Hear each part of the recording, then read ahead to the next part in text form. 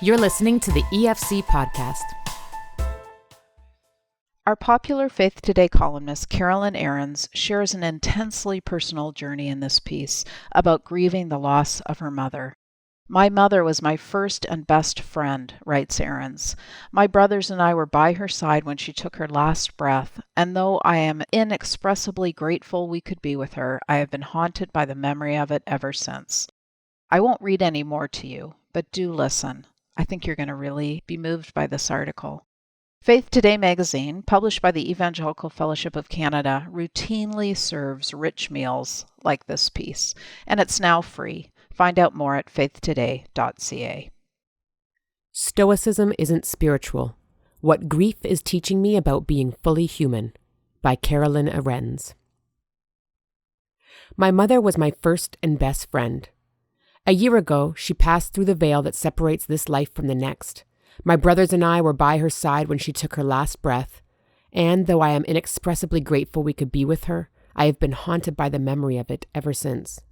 Dying is hard, at least it was for my mom. She endured a litany of medical battles, cancer, heart attack, kidney failure, and somehow managed to fight her way back again and again.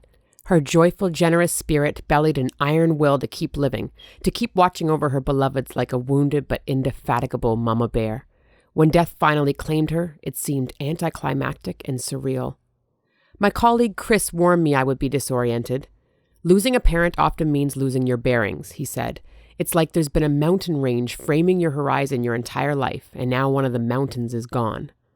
His coaching helped, but I still spent the first several months trying to white-knuckle my way through my loss, at least in public. When folks would share their condolences, my eyes would sting, but I'd swallow hard and brush away the tears. After all, the death of my mother was sad, but it wasn't a tragedy. She'd been sick for a while. Though we would have given anything for more time with her, her passing was not terribly out of season. Still, I felt her loss to the very core of my being. I had the sensation I was running along a soft shoulder on the edge of a cliff and the ground was crumbling beneath me. Trying to outpace the avalanche was exhausting. Several months in, I found myself sitting in a staff meeting discussing a perfectly neutral topic, while unrelated and unprovoked tears streamed down my face. I whispered to myself, I think I might be in trouble here. Finally, I made an appointment with a grief counselor. "What's wrong with me?" I sobbed in her office. "People go through much harder things than this, but here I am, undone." She listened. She was kind. She offered a second box of tissues, and then she told me to stop comparing my sorrow to anyone else's. "The very worst grief you can go through is your own," she said. The statement has just enough Yogi Berra-esque wisdom to it to get me thinking. "Your loss is significant and seismic," she said, "and it's also a beautiful embodiment of the bond you had with your mom." The counselor gave me homework. Every day I was to take 30 minutes alone and dedicate it to the work of grieving. Her suggestion seemed unbearable, but it reminded me of something my friend Trevor had said a few weeks earlier. "You can't run away from the sadness forever, CAROLYN. The only way through it is through it."